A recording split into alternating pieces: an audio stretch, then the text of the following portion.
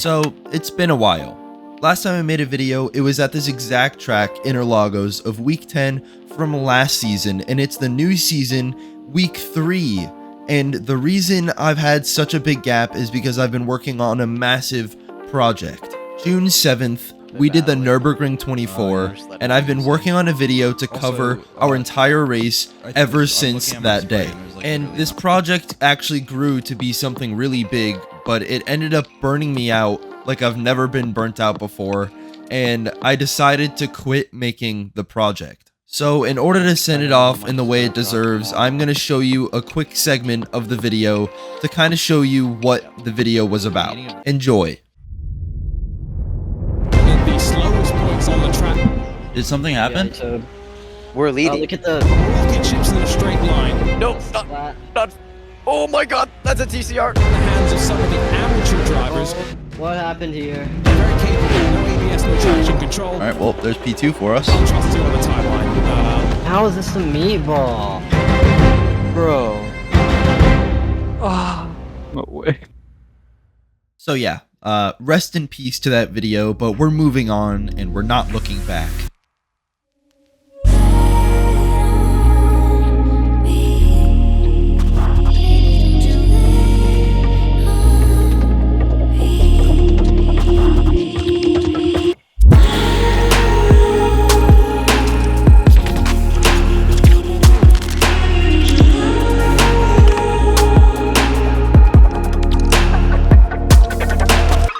So here we are in race 1 in qualifying, and you might notice it is pissing rain. This is the wettest I have ever seen any racetrack in iRacing, and we're about to have to quali in these conditions with a car that has no ABS or TC. And if we take a look at the radar, it says the track's extremely wet. If we zoom in, it's literally just covered in red. And I'm normally not the type of guy to be good at driving in the rain, so even on my outlap, you could just see how much I'm struggling to keep the car on the track. But I mean, to be fair to myself, these conditions are like almost impossible to drive. But we're gonna skip ahead to lap number 1, and we're gonna see if our hopes can stay high for this qualifying, if I can even get a lap in without going off track. But going out of turn 3, it doesn't look like this is gonna happen. We get caught on the curb, and we just hydroplane into our first off track of the session. And that's not where it ends for lap number 1. We were already done with this lap, but we couldn't even help ourselves but spin out, going out of turn number 5 and just sliding out on the grass. So there goes lap number 1, completely off the books, skipping ahead to lap number 2. This is our last chance to set a qualifying lap, or we're starting at the back of the grid, so I really gotta lock in for this one, but I literally don't even make it one turn, using the runoff for turn 1, just locking up, and there goes my quali. I mean, at this point, I was probably thinking, like, this race is going to be the worst race in all of human history. But that qualifying session was the least of my concerns, and I had no idea what was about to happen in this next race. That's us starting all the way back in P11, but if we take a look right here, this is Robert de Haan. If you watch any Porsche Cup in real life, you know who this guy is. He is an upcoming rookie in the series. He just recently won in Monaco. He's an 18-year-old driver from the Netherlands, and it's a mystery how he fits in a race car. He is extremely tall, and I think ChatGPT said it best, saying he's known for bold, aggressive driving and fierce competitiveness, dubbed the next Max Verstappen. And throughout this race, I just want you to remember who this guy is, because we run into him later in the race, and it's not for good reason. But anyways, moving on to the race, and it is still pissing rain, actually probably harder than it was in qualifying. But we're starting all the way back in P11, and considering our quali, that's honestly not that bad, but starting off the line, we get a massive run on everybody else. I'm very surprised, because it's very easy to spin your tires when you're going from a dead stop like that, but we got it done pretty well. Going into turn 1, you could just see how slowly we are crawling through this corner, and I mean, everybody's playing it safe. I am surprised nobody died this early on in the race. Nobody sent it, nobody locked up into turn 1, but going out of turn number 3 now, this guy is holding us up a lot, and that little contact right there gave me a 4x, so we're already at a 4x in this race this early on. And heading towards turn number 4, he's taking up the dry line, and I'm braking on the slick part of the track, so I'm braking really early to make sure I don't lock up, and I have the dry line for the corner, but I get on throttle a little bit too early, getting myself on that wet part of that curb, and that's all it takes to lose positions in the rain, is just getting on a wet part of the track. You literally can't touch your throttle if you're on a curb or a painted part of the track. You'll literally just start sliding. But anyway, going into the double right-hander, car number 11 is going to get overtaken by car 8, and we're going to follow car 8 through, getting the track position, and we have the inside for the next corner, but we are on the slick line once again, so we're not going to be able to get on throttle early, but we get the move done eventually, and we have the outside for the next corner, which is exactly what we want in the wet. You can kind of think of rain driving as the exact opposite as the dry line. If it's raining, you don't want to be on the dry racing line because it's very rubbered in, and when it rains, that rubber that's stuck to the track gets a lot more slick than the actual like normal part of the track. So anything other than the racing line has grip, but if you're on that racing line in the wet, you're just going to be sliding. But going into the last corner, car number 8 isn't gonna like the fact that we overtook him down the inside. We were definitely there. We had the position. He just kind of turned into us. It wasn't a major incident. Nothing major came out of it, but we got the position done up into P7, and we're heading on to lap number 2.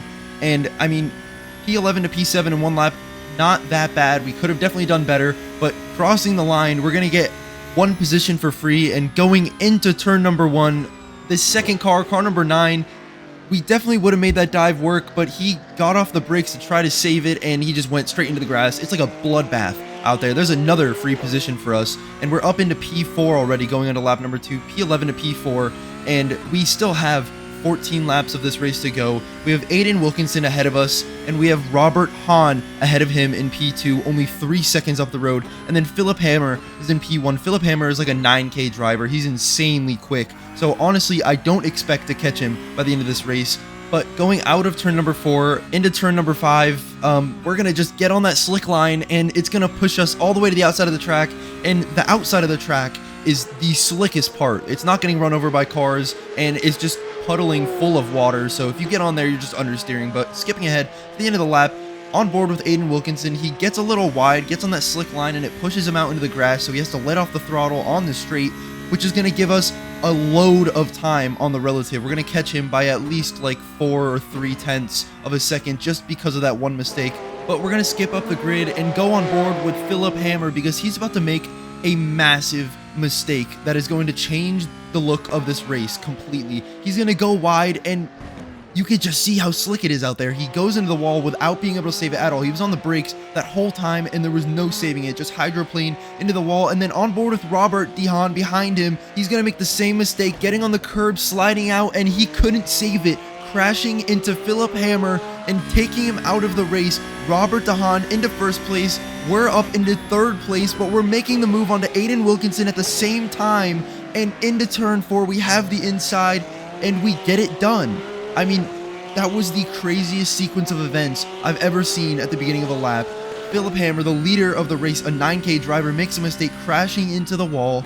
Robert finishes him off, going into first place, and we're making the overtake for second at the same exact time. I mean, just insane. But we're going to skip ahead to lap number 9 now. That whole time from lap 3 to lap 9, we were just working on catching Robert. He is quick.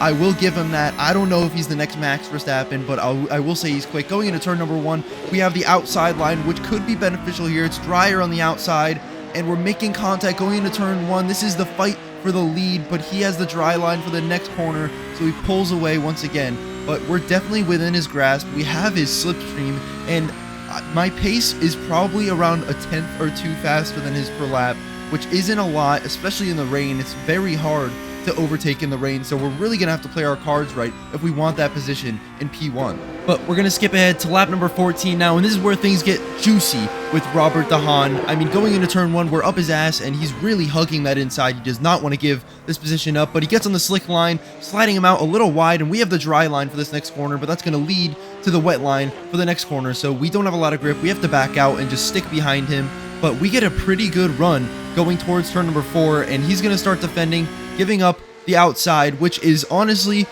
probably good for us because we want that dry line, and we have a nose ahead going into turn number 4. We have the outside, we have the grip, but we just brake a little bit too much trying to go for the switchback, but in the rain, switchbacks just really aren't the move. So we didn't get the move done, but we're really showing him the pressure now. We're showing him we really want this position, but going into the double right-hander now, we're looking around the outside, which is where that's the place you want to be in the rain, is around the outside.